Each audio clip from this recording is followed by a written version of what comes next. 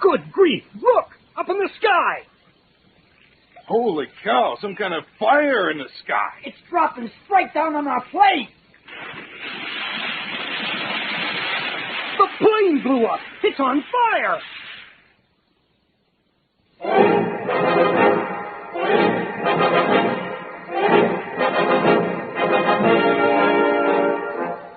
Here comes Monk Mayfair, the ape-like chemist. Gracious! Ham Brooks, the sword-wielding lawyer. Take that. Rennie Renwick, the two-fisted engineer. Holy cow. Long Tom Roberts, the adventurous electrical genius. Pipe down, you guys. Johnny Littlejohn, the fighting archaeologist. I'll be super amalgamated! And their leader, the greatest adventure hero of the 1930s, the man of bronze, Doc Savage. The Variety Arts Radio Theater, by special arrangement with Condé Nast Publications, presents The Adventures of Doc Savage, a new series of radio adventures based on the novels by Lester Dent.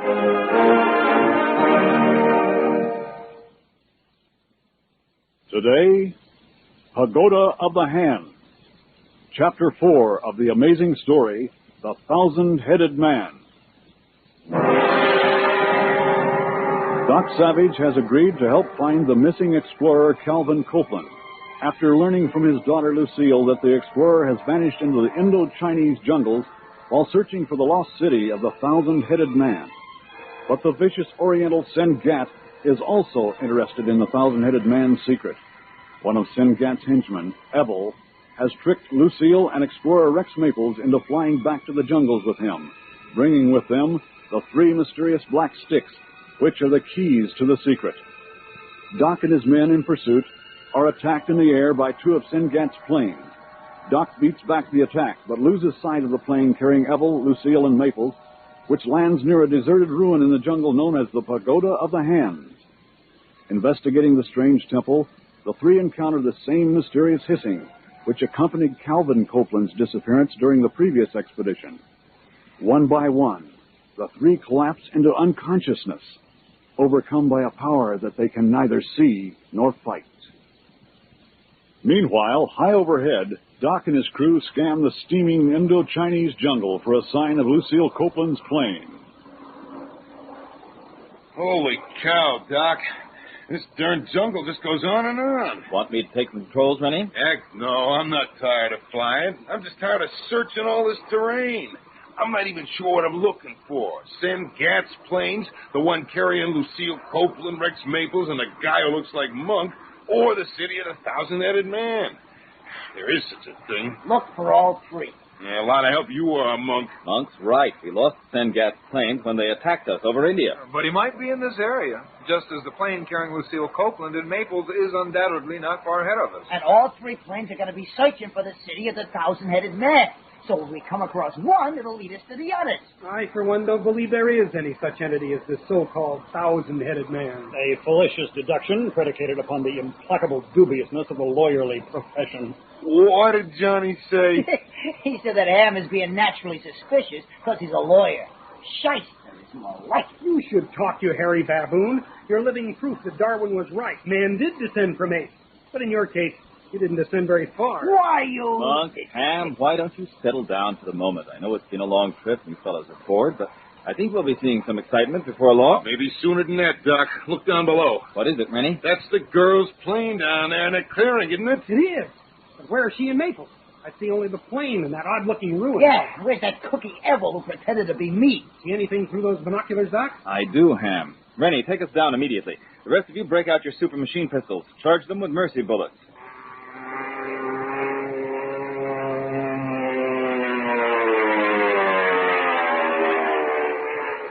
You look worried, Doc. What do you see down there? Blood stains, Monk. There was blood on the stairs leading up to the pagoda. Everybody strap in. How does it look, Rennie? Yeah, there's not much room. But the wind's shifted and we'll be flying into it. That should cut our speed a bit. Okay, everybody. I'm taking her in.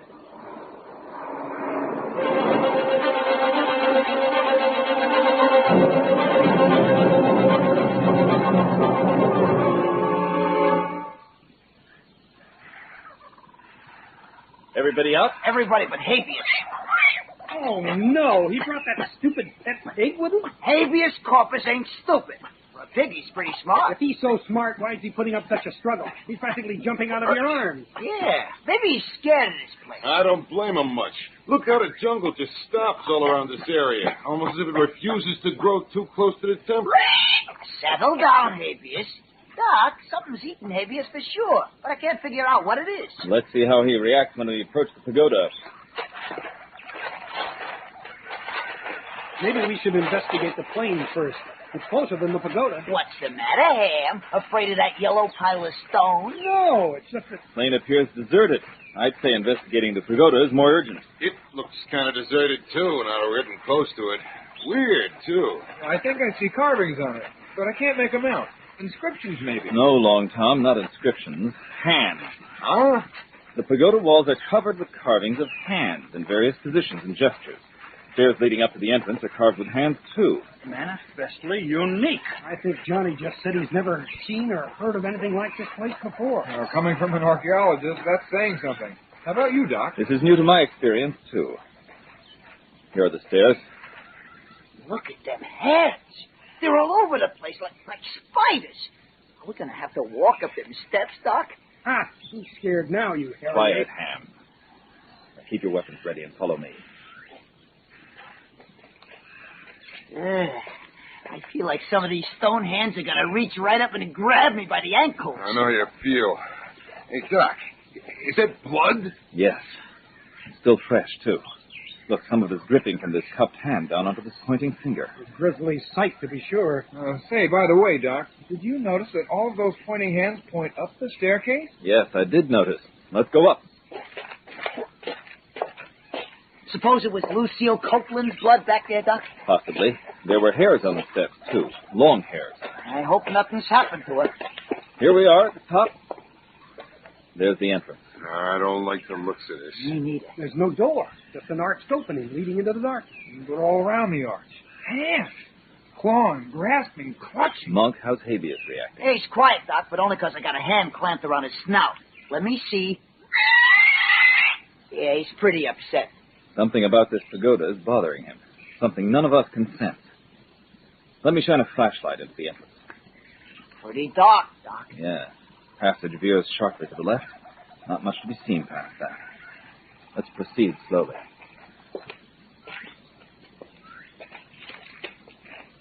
Hey, they carved them dang hands on the inside of this joint, too.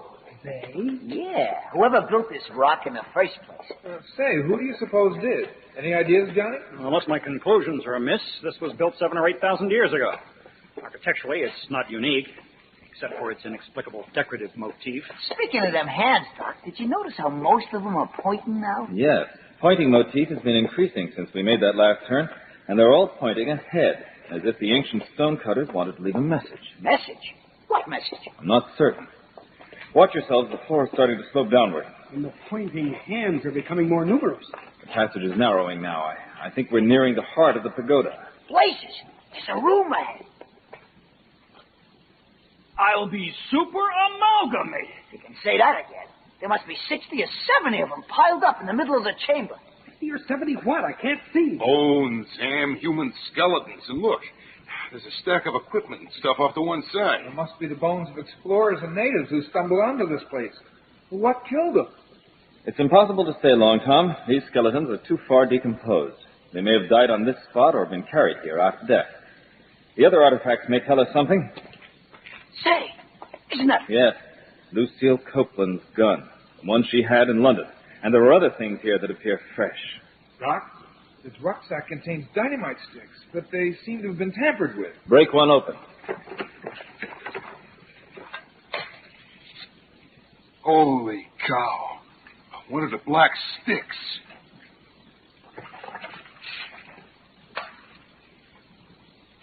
All three of the black sticks are here. Lucille Copeland no doubt hid them herself, perhaps to keep them from that man Evil, who pretended to be Monk. Wait a minute. There's something written on the paper covering of one. What's it say? It's a map of the Indo-Chinese interior, done in lipstick. There's a spot marked with an X. It says, City of the Thousand-Headed Man. Say, what a break. Now we got the sticks and the location. Now what? It's clear that Miss Copeland, Rex Maples, and Evel are not in the pagoda, or in the immediate vicinity, but they can't be far. We'll get back in the air and see if we can pick up their trail. Well, what are we waiting for? Let's get out of this creepy joint. Boy, when we get back in the plane... Holy cow! Look, you guys, the plane!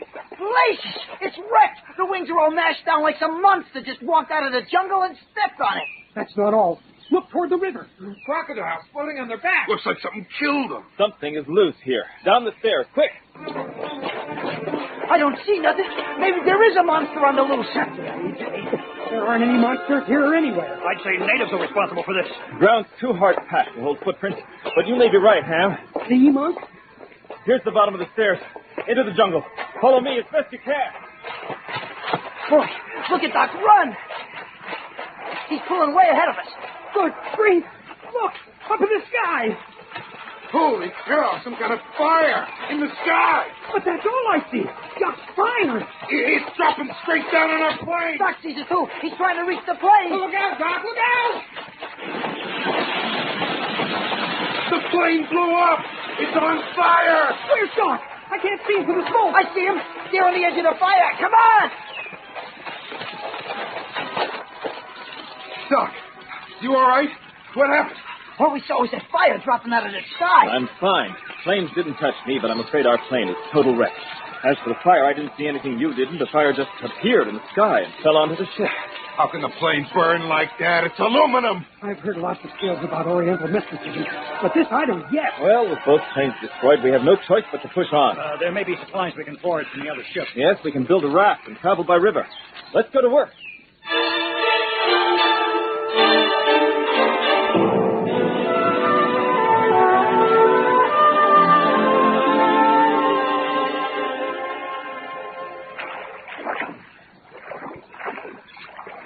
Careful, Johnny. Don't get too close to the raft's edge. If you fall in, you'll have the crocodiles to deal with. You're telling me that. I counted 8 of them the last hour alone. Here, Shyster, you take over pulling this bundle of sticks for a while. This is too much work for me. We've only been at it for an hour.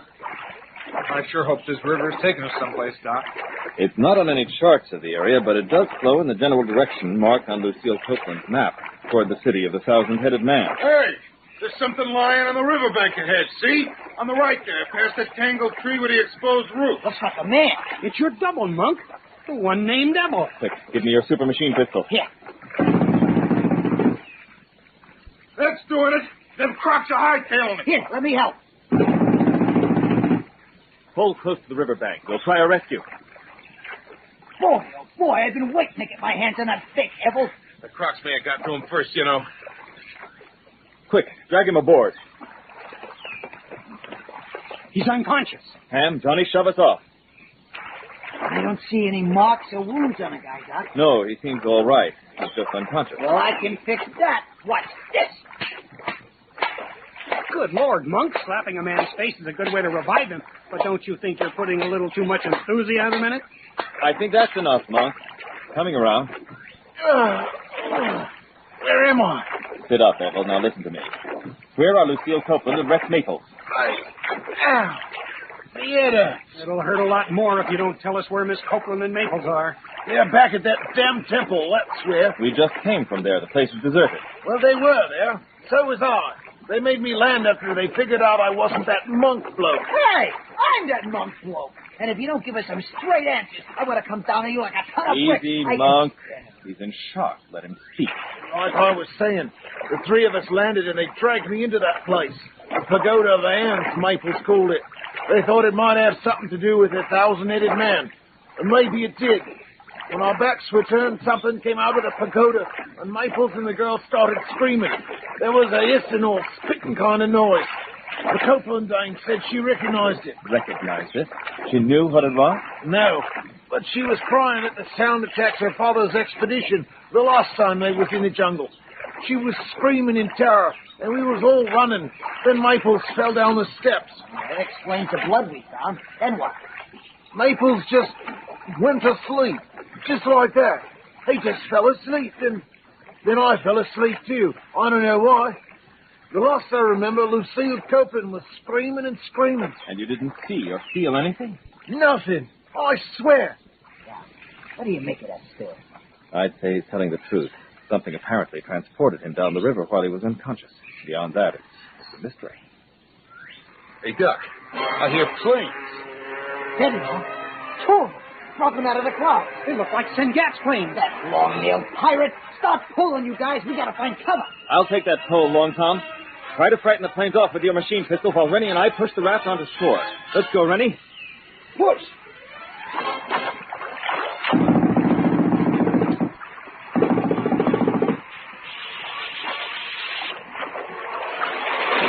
They're shooting at us. Keep firing, Long Tom. Keep it up. We're almost ashore. They're hightailing it, Doc. We chase them away. Everyone into the jungle. They might try another pass.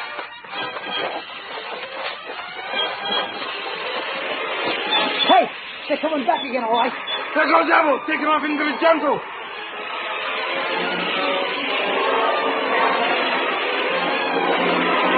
Down! Monk, that tree! Stay down. Don't move. Wait till the planes leave. All right, they're gone. Doc, I think Monk is hurt. Holy cow, he's beside this fallen tree. He's coming around. He's not hurt? Guess not. Anyway, he's getting up. Oh, my head. What happened? You ran into a tree, you stupid ape. Where's that ugly lug apple? He escaped in the confusion. And I wouldn't be so quick to call him ugly. He's practically our twin. Think you can stand, Monk? Yeah. I think I can walk okay, too. Good. We've got a lot of jungle to cover. My hunch is that Evil's going to try to rendezvous with Sengat somewhere upriver. We're going to change tactics and follow his trail into the jungle. Well, why don't we take a raft to make better time? No, the river is too exposed. And if we play this right, we might be able to take over one of Sengat's planes. We sure need one, too. We're stuck in this dang jungle otherwise. Yes. Let's go.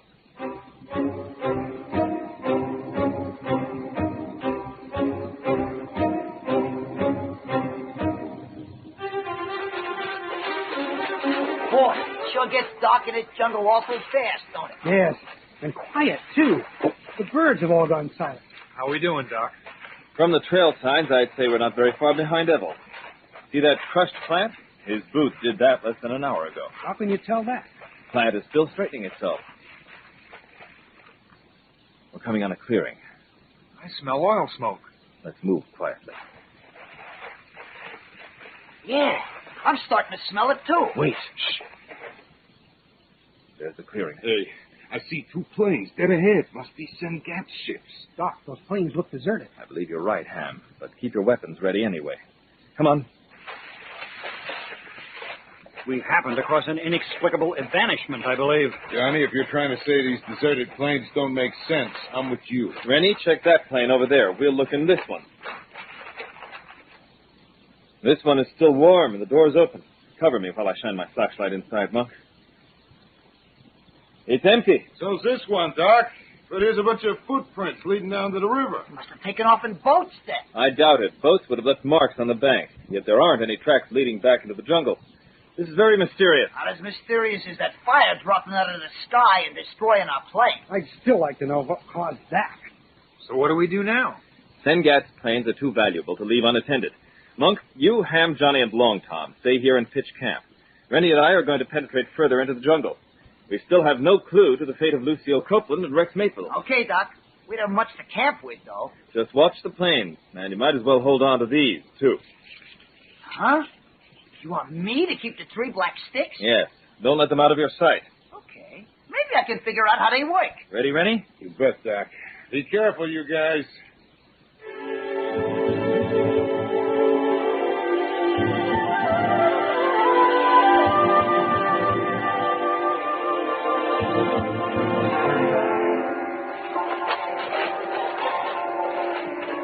Getting tired, Rennie? A little, yeah. We've been on the move almost 4 hours. It's almost dark. I wish we'd come across something besides jungle. Well, you may be getting your wish. Hey, yeah. There's a break in the trees up ahead. Let's see what it is. Holy cow, it's a wall. Must be over 50 feet high. Easily. Let's move closer. Too bad it's so dark. There's a break in the clouds above. We may get a little moonlight soon. I'm not sure it'll help much. Anyway, it's just a wall as far as I can see. No, it's more interesting than that, Rennie. You'll see as soon as the moon breaks through. Here it comes. Yeah, the top of the wall is turning silver. I can almost see... Holy cow. Doc, the whole wall's covered with carvings, just like the pagoda. Oh, wait. The designs on this wall aren't hands. They're feet. Yeah. But that's crazy. Why should anyone cover a wall with feet? It doesn't make sense. Perhaps not, but there it is. Come on. We'll skirt the wall and see how long it is. I'm with you, Doc. Boy, this is spookier than the pagoda. The wall turns sharply at this point. Yeah, and it stops about a couple of 100 feet. Did I say feet? Yonder. The other side should turn in the same fashion. This is dang crazy if you ask me. Here comes the corner. Yeah, this wall is perpendicular to the other. So it would seem. Let's see if we can find a door. Well, no door. I don't get it. Yes, it's odd. The wall is obviously an enclosure. There must be something on the inside. You mean something the wall is protecting? Or imprisoning. I don't like the sound of that. What do we do? Do you feel up to a climb? You mean up the wall? Why not? The feet should make good handholds. I'll go first. Fortunately, the foot designs are carved in relief. We sure could use some more moonlight to see what we're doing. Try those projecting toes as a foothold. Yeah. Sure are ugly. The whole place is ugly. Let's see. If I grab this ankle and step onto this. Ready? Are you all right? Yeah. I almost lost my hold. A piece of foot broke off. I'm okay, Doc. Go ahead. Doc, the moon's gone behind a cloud again. I can't see you. I've reached the top of the wall. Keep climbing. Okay, I'm up. Doc, you hear that? It's like the sound Evel described. A hissing like a leaky air valve. Doc, can you hear me? I can't see you, Doc. Doc? Doc, I feel funny. I can't hold on any longer. Doc? Doc!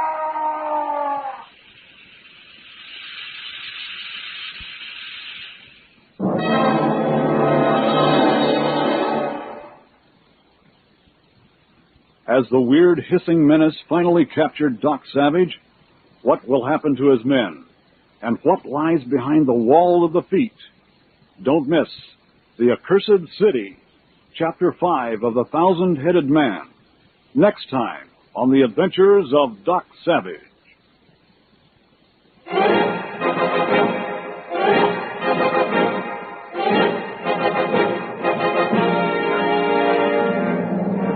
The Thousand-Headed Man was written by Lester Dent and adapted for radio by Will Murray. Featured in the cast were Daniel Chodos, Bill Ratner, Art Dutch, Scott McKenna, Robert Towers, Kimmett Mustin, and William Irwin. Also heard were Douglas Kohler and Bob Lyons. Sound effects were created by David Surtees, assisted by Jerry Williams. Production assistance by Samantha Kimmel and Doris Christie. Engineering by Denny King.